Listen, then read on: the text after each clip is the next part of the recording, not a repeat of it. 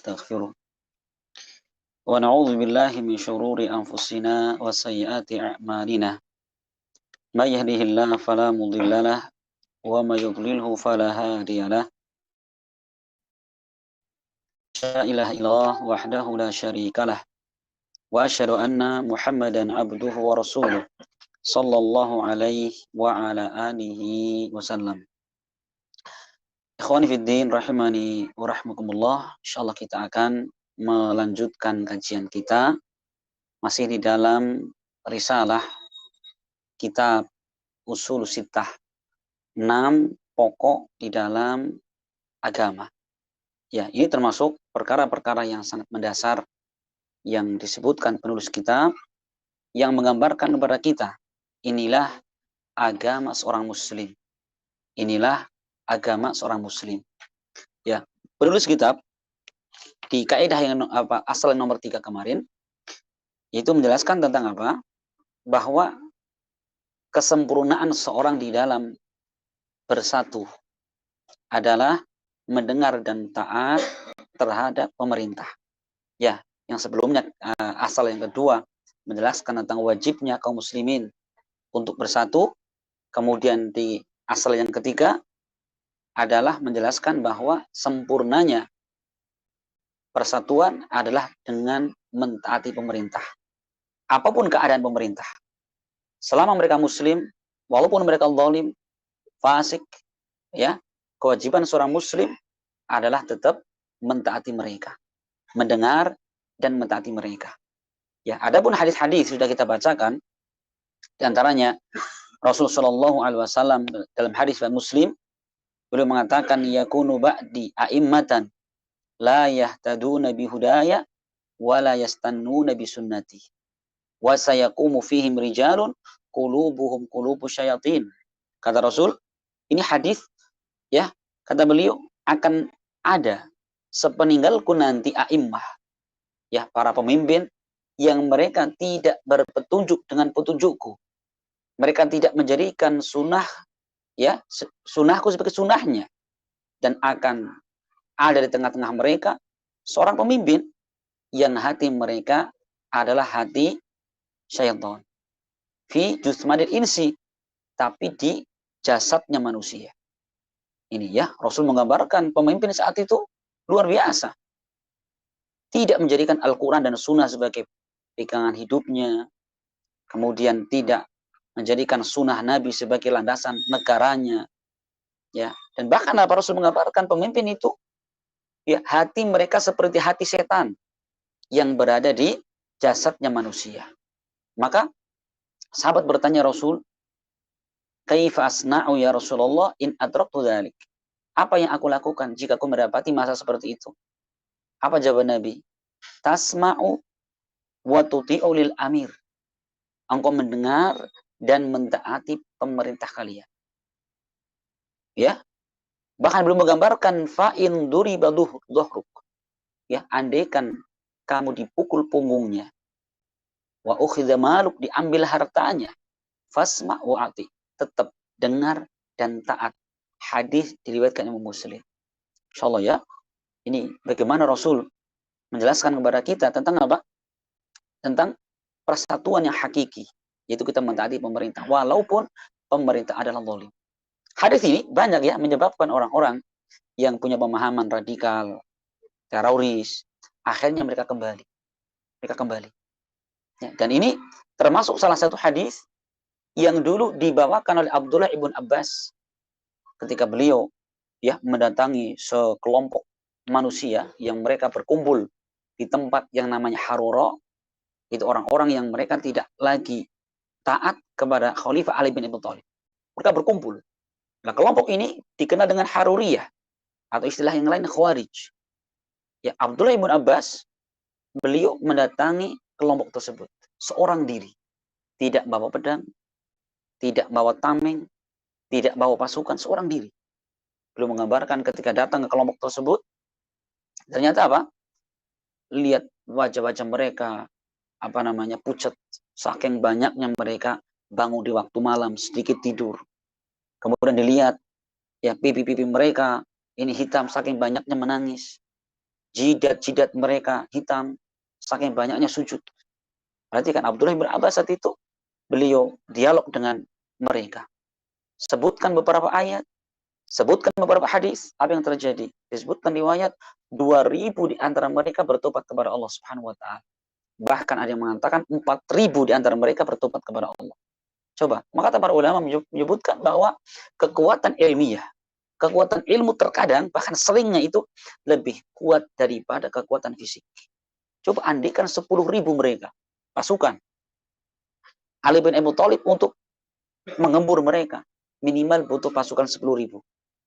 Ya, bagaimana persenjataannya, bagaimana logistiknya, berapa duit dikeluarkan. Tapi Abdullah ibn Abbas datang seorang diri. Masya Allah, nggak ada modal sama sekali. Ya, dengan ilmu bayan yang belum memiliki. Akhirnya apa? Bertobat kepada Allah Subhanahu wa taala. Itulah kekuatan ilmu. Ya, itulah kekuatan ilmu. Yang sekali lagi, ini lagi rame-ramenya di negeri kita ini, ya, Ahlus Sunnah wal Jamaah, ya, mereka adalah orang yang paling getol pertama kali, ya, garda terdepan di dalam apa? Di dalam menangkal dari pemikiran terorisme ini. Ya, maka sangat kaprah ketika kemudian orang yang paling membantah, orang yang paling mengingkari, malah dianggap radikal, gitu ya. Maka masya Allah, itulah akhir zaman. Ya, apa sebabnya? Nah, ini kaidah yang keempat ini, asal yang keempat ini. Kita perhatikan, kenapa kok bisa seperti itu? Lah ini, beliau mengatakan al-aslu rabi, asal yang keempat. Bayanul ilmi wal ulama'i wal fiqhi wal fuqaha. Wa bayanu man tashabbaha bihim wa laysa minhum. Asal yang keempat adalah penjelasan tentang hakikat ilmu dan ulama, fikih dan fuqaha. Siapa mereka? Ya, wabayanu dan penjelasan man tashabbaha bihim, orang-orang yang mengaku-ngaku ya dirinya sebagai ulama, sebagai fuqaha, wa laysa minhum, padahal mereka tidak termasuk dari ulama ataupun fuqaha. Ini masya Allah, beliau di sini ya menjelaskan kepada kita, meluruskan apa itu ilmu, siapa itu ulama. Nah ini harus didudukkan permasalahan ini ya. Siapa orang yang dikatakan alim, ulama, siapa ahli fikih. Ya, sehingga jelas bahwa kita beragama itu ya mengambil dari orang-orang yang memang punya apa namanya kredibilitas dari sisi keilmuan agama. Dia betul-betul ulama. Nah, maka yang pertama beliau menjelaskan tentang hakikat ilmu. Apa itu ilmu?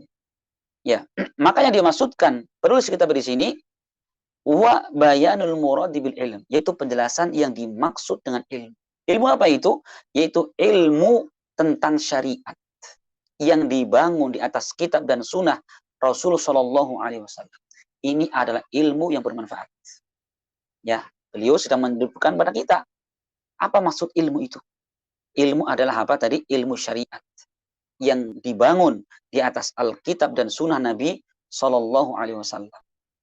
Ya, ini adalah ilmu yang nafi', ilmu yang bermanfaat. Yang setiap hari kita berdoa, Allahumma inna nas'aluka ilman nafi'an, ya Allah, berikan kepada kami ilmu yang bermanfaat. Ilmu apa itu? Ilmu agama. Ya. Adapun ilmu-ilmu selain ini, ya, ilmu tentang kedokteran, ilmu tentang konstruksi misalkan ya, dan ilmu tentang perdagangan dan lain sebagainya, itu tidak disebutkan secara mutlak. Ya, tetapi disebutkan secara muqayyad, yaitu kaitkan dengan yang lain. Ya, ilmu tentang masalah dokter, gitu seperti itu. Tapi kalau penyebutan hanya sekedar ilmu, yang dimaksudkan adalah ilmu syariat. Ilmu yang Allah memujinya. Itu adalah apa? Ilmu syariat.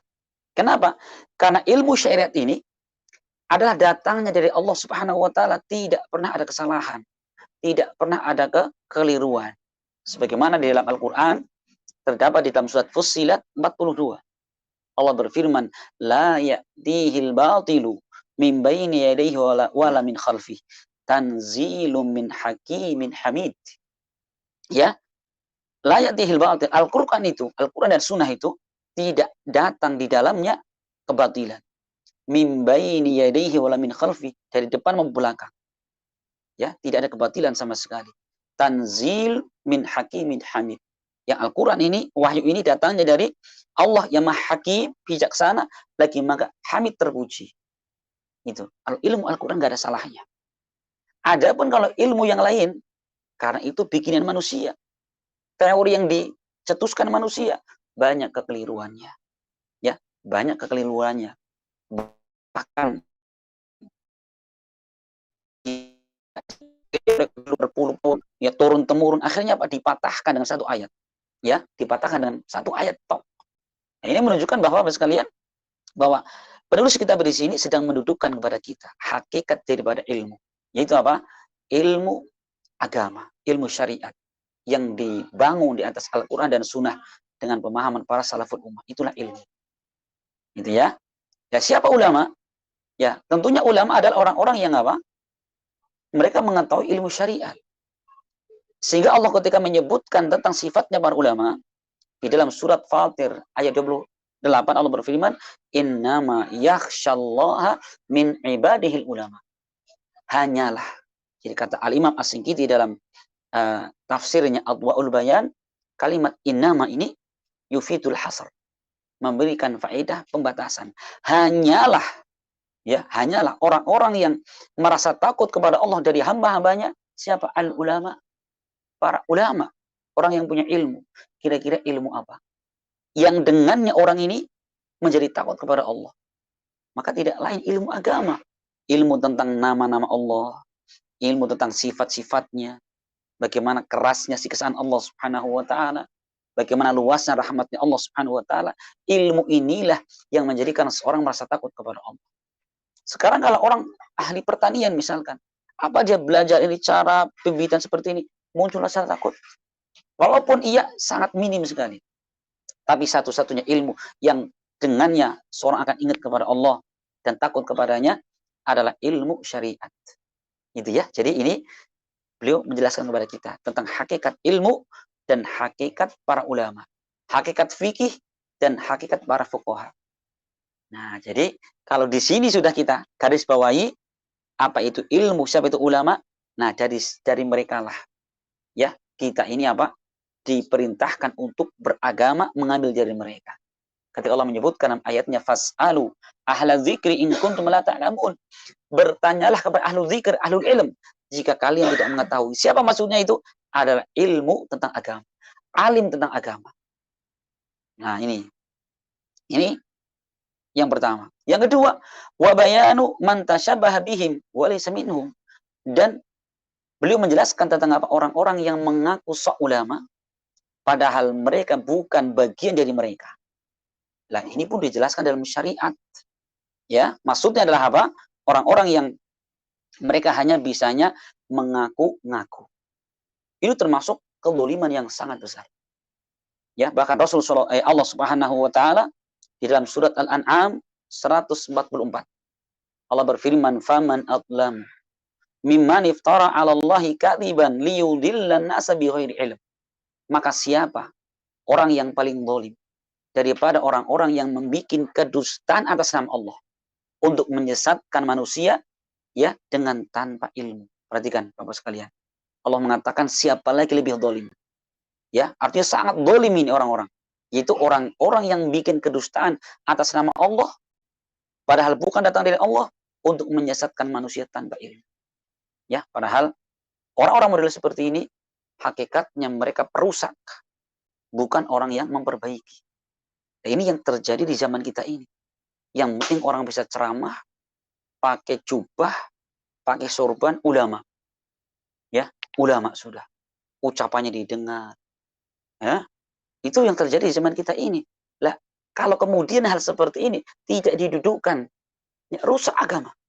Rusak agama.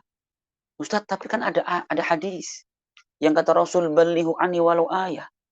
Sampaikan dariku walaupun satu ayat. Betul. Hadis apa itu?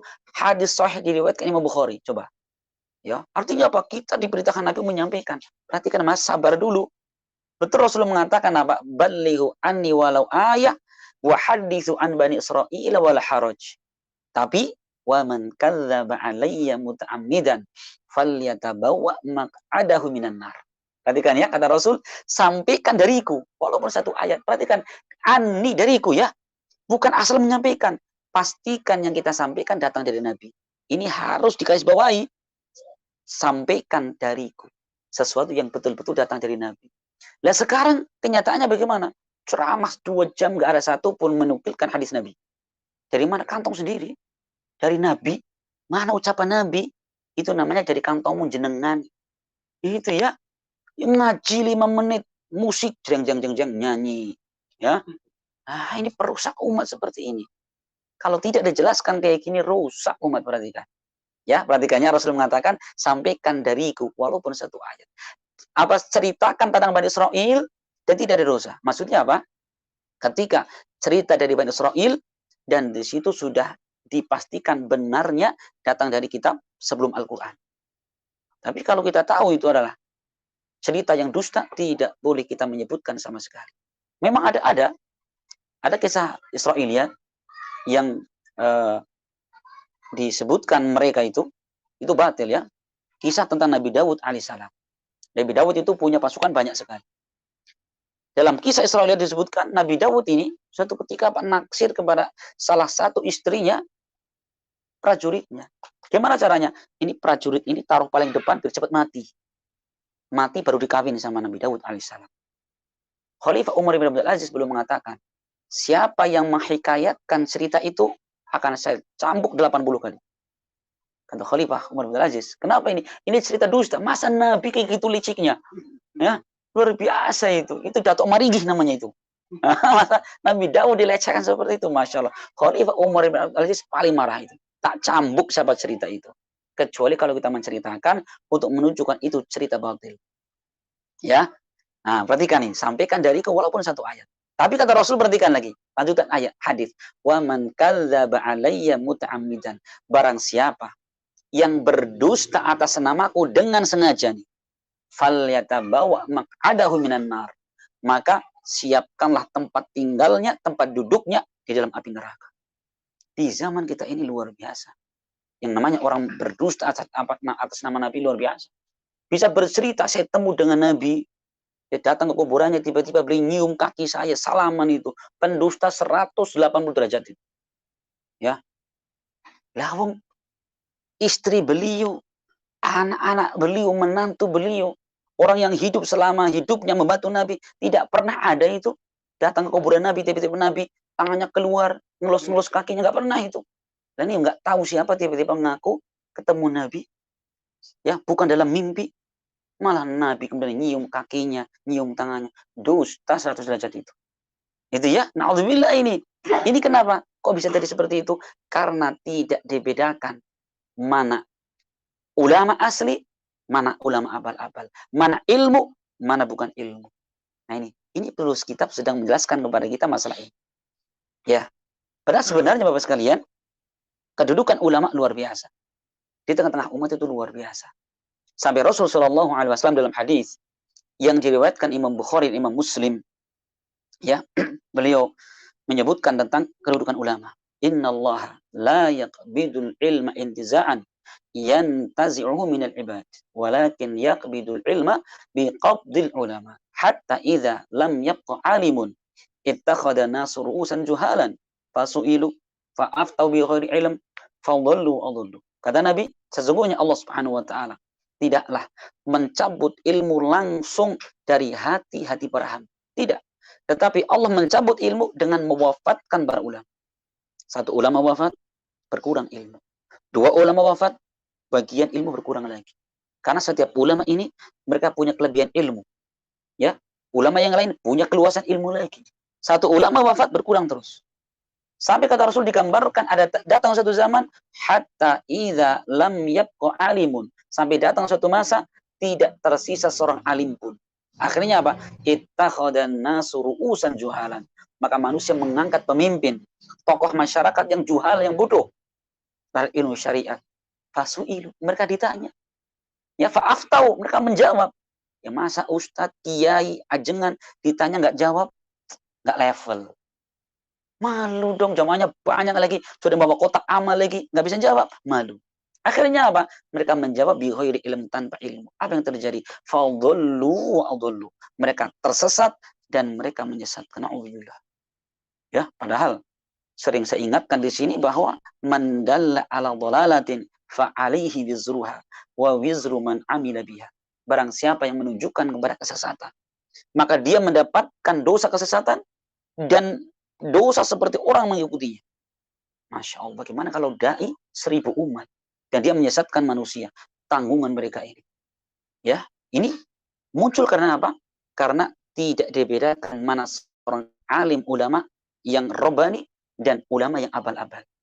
Enak sekali ya orang nyari duit itu. Yang penting pakai imamah, sorban, ya ngomong sudah. Yang penting bapak ibu sekalian punya guru kayak saya. Hari kiamat nanti saya tarik ke surga. Astagfirullahaladzim. Tapi besok 2 juta keluar. Oh, itu kan? Iya. UUD ujung-ujungnya duit. Coba. Antum lihat pengajian manapun UUD itu. Ujung-ujungnya duit. Ya, kecuali apa? Orang-orang yang Allah jaga, yang mereka berdakwah di atas sunnah Nabi Shallallahu Alaihi Wasallam. Murni mereka dakwah karena Allah Subhanahu Wa Taala. Maka perlu dibedakan. Ya, apa itu ilmu? Siapa itu ulama? Tanpa membedakan seperti ini, kerusakan yang terjadi. Ya, kerusakan yang terjadi. Karena Bapak sekalian, masya Allah, ulama itu ya, ulama itu.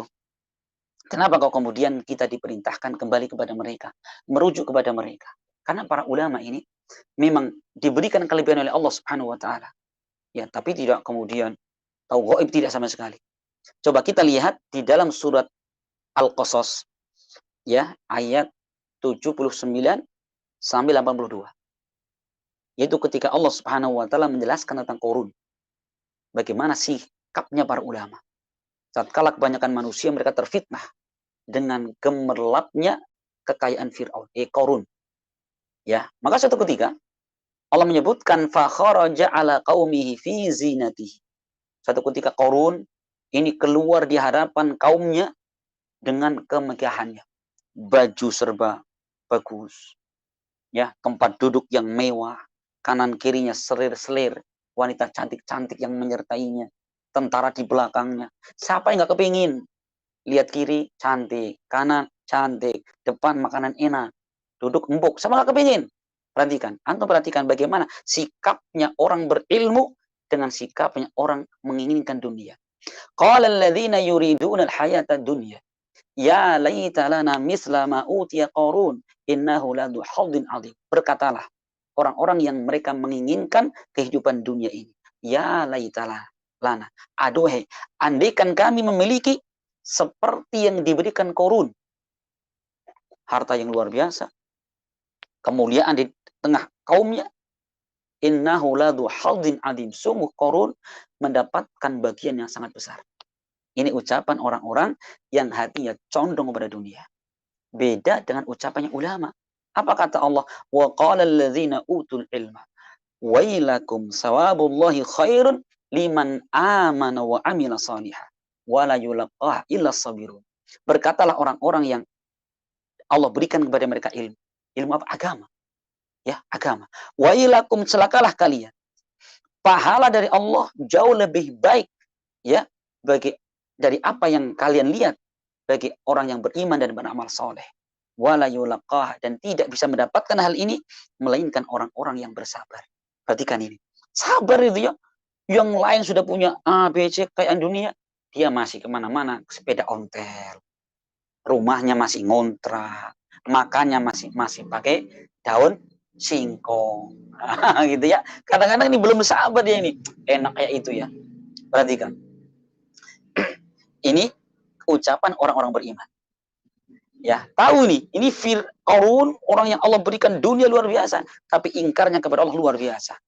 Orang ulama tahu ini, kira-kira apa yang terjadi.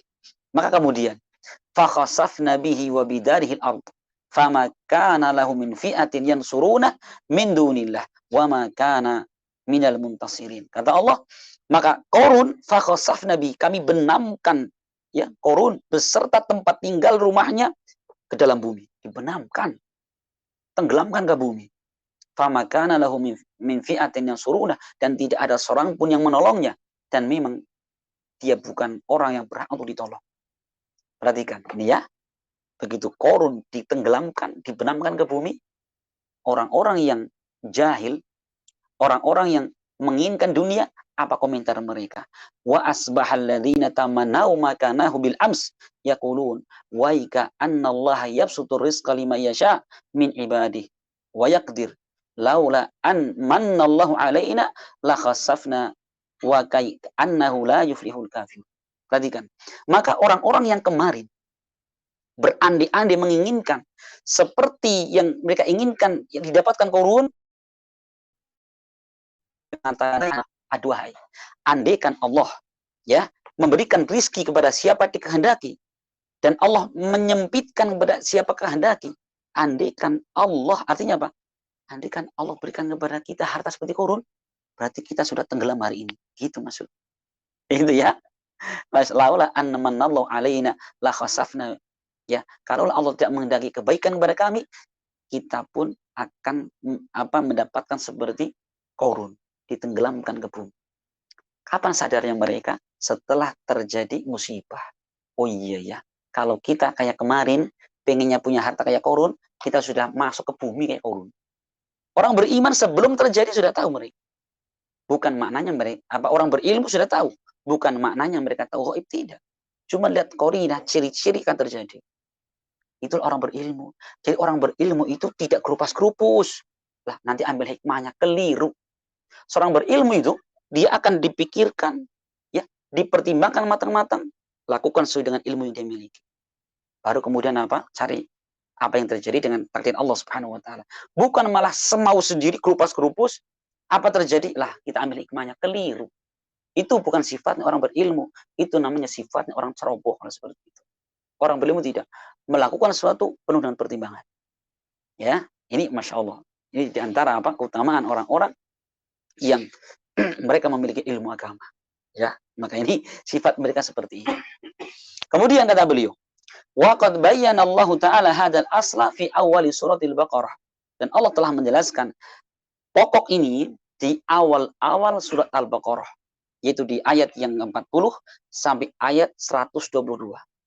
Ketika Allah berfirman, ya Bani Israel, uzkuru ni'mati allati an'amtu alaikum. Wahai Bani Israel, ya, ingatlah oleh kalian nikmat-nikmatku yang telah aku berikan kepada kalian.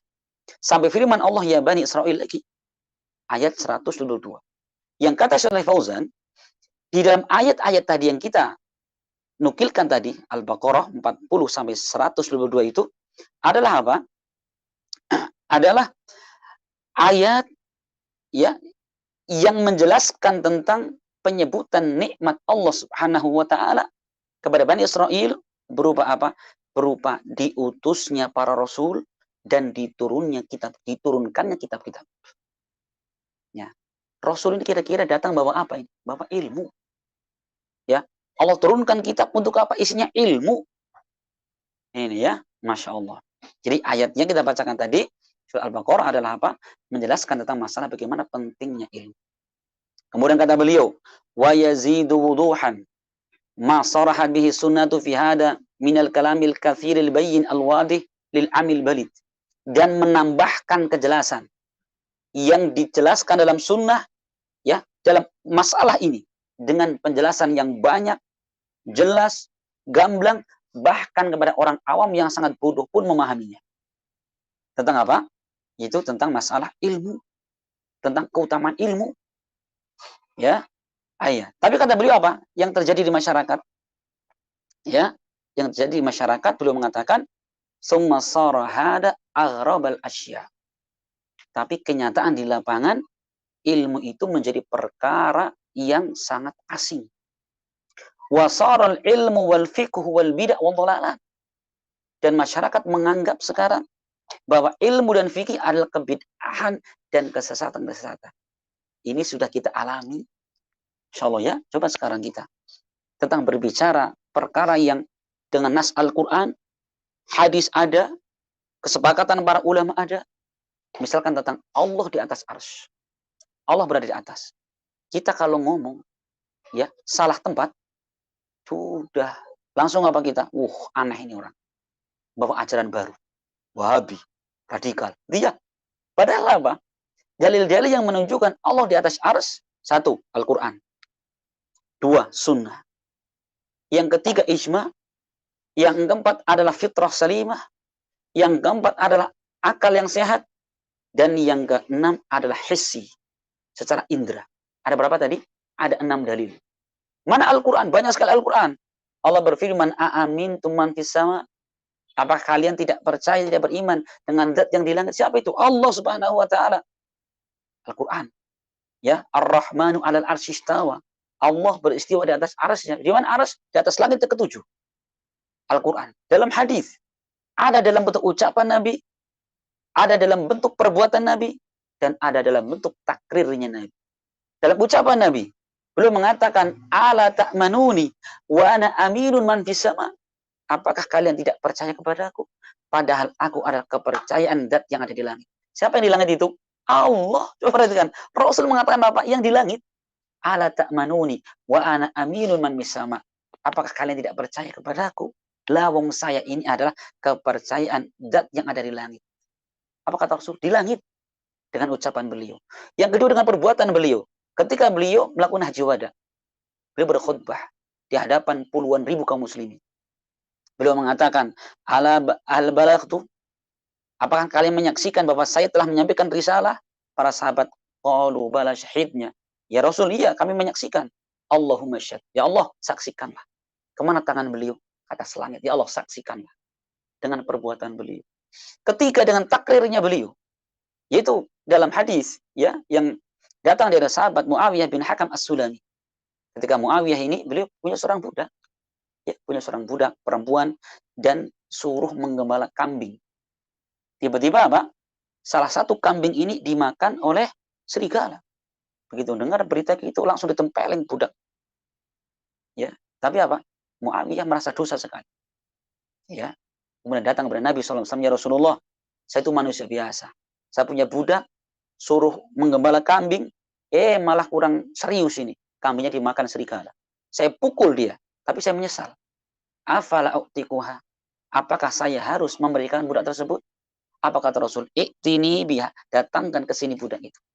Setelah datang Rasul bertanya, ya budak, aina Allah? Di mana Allah? Fis sama. Perhatikan, Rasul bertanya, aina Allah? Di mana Allah? Kata budak, di langit. Man ana? Anta Rasulullah. Engkau Rasulullah. Apa kata Rasul? I'tikha fa innaha mu'minah. Merdekakan budak ini karena dia adalah seorang mukminah. Perhatikan.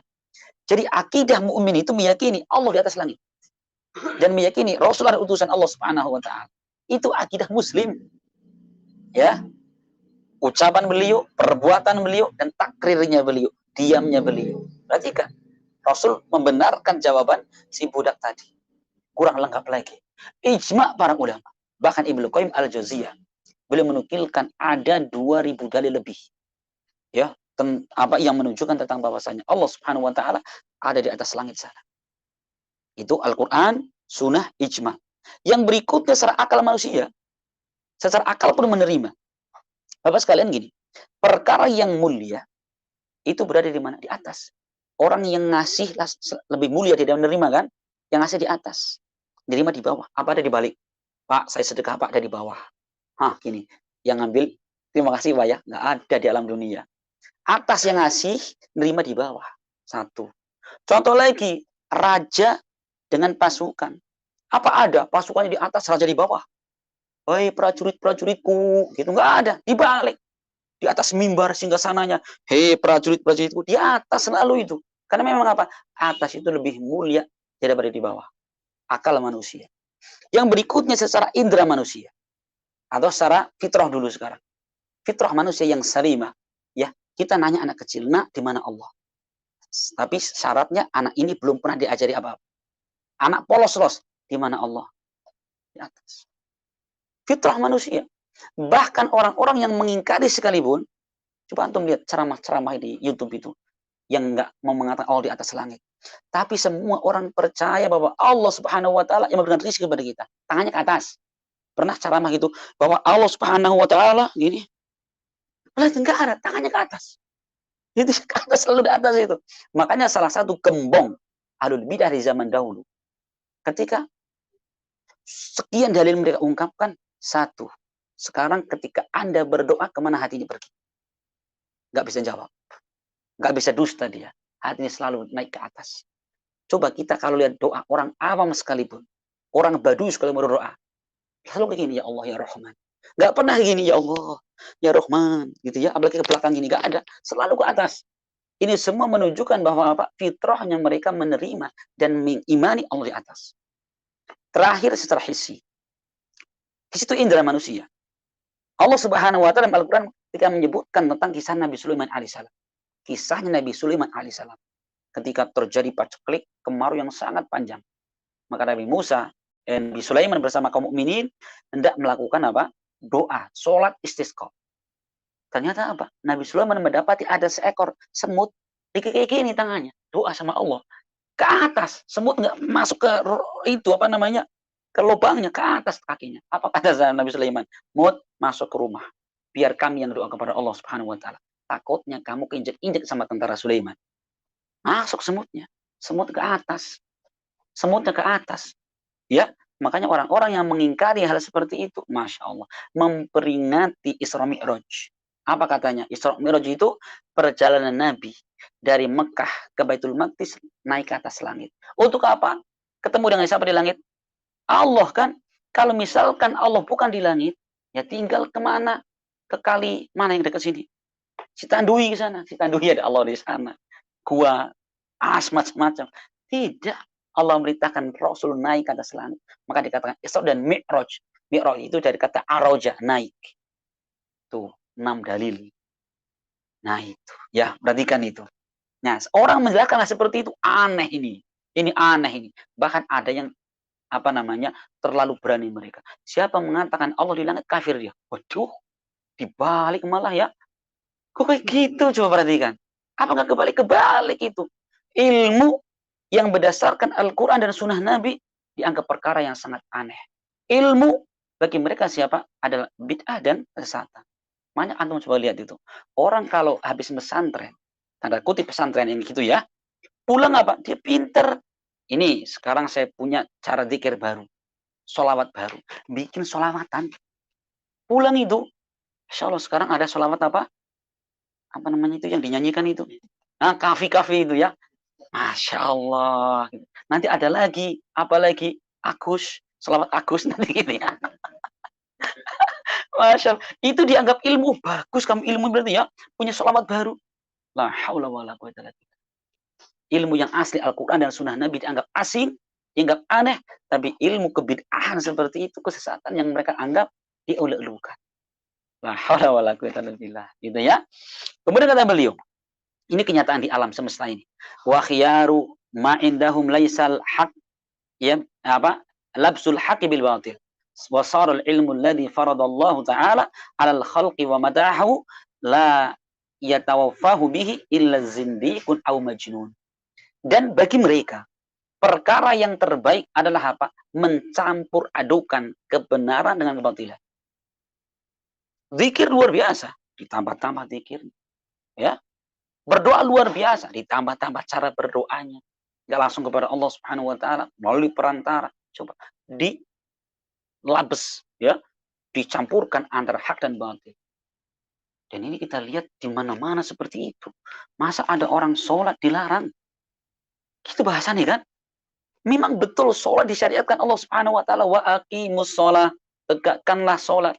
Dan sekarang kalau misalkan sholatnya itu ada nama sendiri. Selasa Ponan misalkan.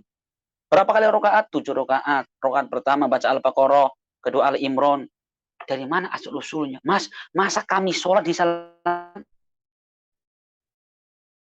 Bukan sholat disalahkan, tapi yang disalahkan adalah cara melakukannya. Kan gitu ya.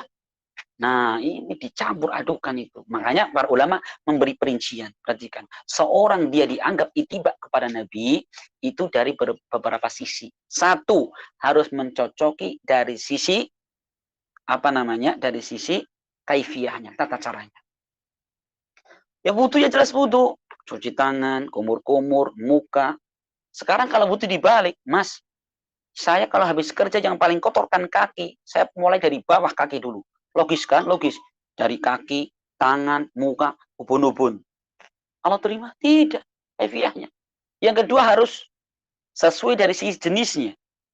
Contoh sekarang, korban yang Allah perintahkan satu, unta, sapi, kambing. Kambing cuma 2 juta. Masa saya orang kaya raya kambing cuma 2 juta korbannya? Nggak level. Besok saya korban apa? 1000 ekor marmut. Sekarang marmut 10.000 kali 10.000 kali 1000. Berapa itu? 10 juta? Banyak mana, Mas? 2 juta sama 10 juta. Ya banyak 10 juta. Tapi kalau untuk korban marmut 1000 ekor, Allah terima? Tidak. Jadi Allah itu tidak melihat besaran dari yang dia keluarkan itu bagaimana mencocoknya atau tidak. Gitu ya. Ini dari sisi jenisnya. Yang ketiga, ya dari sisi jumlahnya. Jumlahnya harus sama. Masa saya ini sholat subuh cuma 2 rakaat, cuma nyeliliti tok, nyeliliti Pak ya. Makan jadi selilit gitu ya. Jadi jigong toh katanya. Saya besok sholat subuh 10 rakaat. Waduh, mantap sekali. Kenapa? Dulu saya nikahan tanggal 10. Ya, kemudian punya anak tanggal 10. Istri juga nikahnya 10 tahun misalkan 10 rakaat sholat subuh. Allah terima? Tidak. Mending kita 2 rakaat sesuai dengan sunnah Nabi daripada 10 rakaat tidak sesuai dengan sunnah Nabi. 17 rakaat kan innallaha witrun yuhibbul witra. Allah Maha ganjil. Allah cinta kepada yang witir. Salat subuh 17 rakaat. Allah terima? Tidak. Walaupun jumlahnya lebih banyak. Ini perhatikan ya. Jadi kita di otak ini jangan selalu ingin yang banyak terus tanpa menyesuaikan petunjuk Nabi. Ini tentang jumlahnya. Yang keempat tentang waktunya harus sama juga. Contoh, ada seorang ya, misalkan puasa Ramadan. Puasa Ramadan kok sebulan full. Berat. Saya cicil. Setiap bulan 5 hari. 6 bulan kan lulus. Gitu. Kira-kira boleh? Tidak boleh itu. Begitu temannya Ramadan, saya puasa nanti. Ya, kan tinggal 5 hari kan. Pembukaan 2, penutupan 3. Malamnya takbiran. Pengen cepet badan aku kelambi anyar. Bagaimana? Tidak lo terima. Perhatikan kalau terima ini. Ya, walaupun niatnya baik. Kita cukup. Ini tentang apa? Waktu. Tempatnya pun harus disesuaikan. Contoh sekarang, kita ibadah haji di mana? Mekah, Ka'bah, tawaf di Ka'bah, sa'i, sofa ke Marwah. Ada orang cari simpel-simpelnya. Haji kemana? Ke Monas, Jakarta. Tawafnya keliling Monas. Sa'inya di mana? Jalan Merdeka itu. Nah, kemudian apa wukufnya di Istiqlal. Ya, terima. Tidak sesuai dengan ajaran Nabi SAW. Perhatikan ya, ini semua harus diperhatikan. Nah, ini zaman sekarang luar biasa. Mereka campur adukan. Masa orang haji disalahkan? Loh, bukan menyalahkan hajinya. Wong haji ke Jakarta.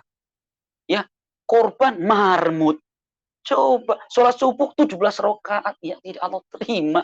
Itu gampangan nih. Ya, Masya Allah. Ini yang terbaik bagi mereka. Justru gitu, dicampur adukan. Kalau diingatkan bahasanya gitu. Masa kita baca Al-Quran kok disalahkan? Yang ketujuh, harus sesuai dari sisi sebabnya. Sebabnya contohnya apa? Ada orang mati sebab kita sholat. Ya, ada masuk masjid sebab kita sholat. Dan sekarang bagaimana? Setiap ada geledek kita sholat. Sholat geledek. Berapa rakaat? 7 rakaat misalkan. Coba bagaimana itu? Sholat geledek. Cari di hadis nggak ada. Al-Quran nggak ada. Kita para ulama nggak ada. Dapat dari mana, Mas? Pangsit. Sholat geledek. Penemu baru. Profesor sholat geledek nanti. Bubar agama. Masa orang sholat disalahkan? Kita tidak menyalahkan sholatnya, Mas. Cuman cara Anda ini melakukannya yang sebabnya tidak benar. Nah, gitu. Ini sering ya saya diskusi sama orang, saya kok alergi bid'ah ini. Gitu. Contohnya gini, iya juga ya. Ya mikir dia sekarang. Mikir ngono dipikir. Astagfirullah ya.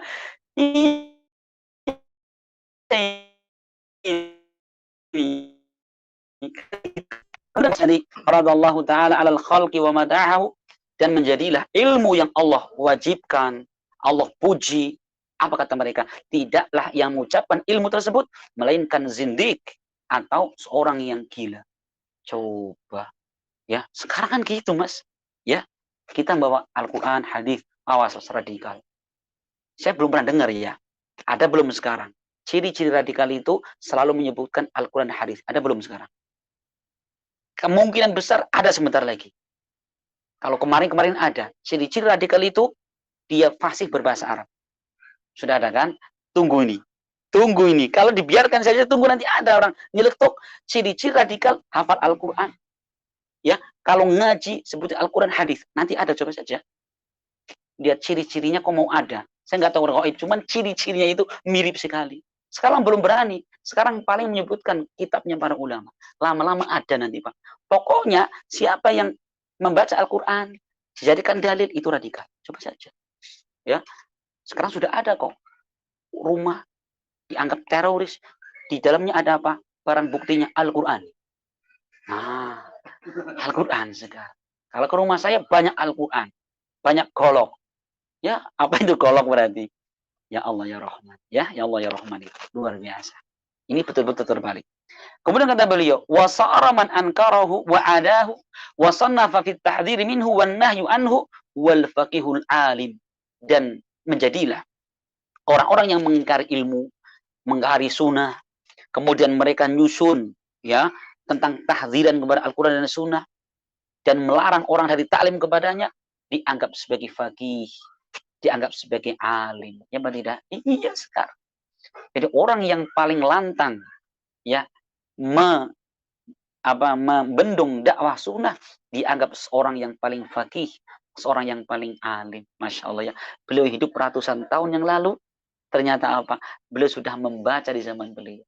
Dan kita merasakan di zaman ini. Masya Allah ya. Dan itu akan dari zaman ke zaman akan terjadi. Intinya penulis kitab ini mengingatkan kepada kita. Kita harus tahu siapa, apa itu ilmu dan siapa ulama. Ilmu ada qala Allah wa qala Rasul. Itu ya. Sedangkan ulama adalah orang-orang yang mereka mempelajari qala Allah qala Rasul, mereka praktekkan dan mereka amalkan. Itu sudah. Dengan seperti itu insya Allah kita tidak akan tersesat dari jalan Allah Subhanahu wa taala. Manfaat sekali kan? Manfaat sekali dari asal yang keempat ini. Alhamdulillahirabbil alamin. Insyaallah kita akan hatamkan kitab ini insyaallah nanti di bulan Syawal. Karena habis ini liburan, Pak ya. Libur panjang. Semoga bermanfaat dan semoga ilmu yang telah kita dapatkan ini semakin menguatkan iman dan takwa kita kepada Allah Subhanahu wa taala. Subhanakallahumma bihamdik asyhadu an la ilaha illa anta astaghfiruka wa atubu ilaik. Assalamualaikum warahmatullahi wabarakatuh. Waalaikumsalam.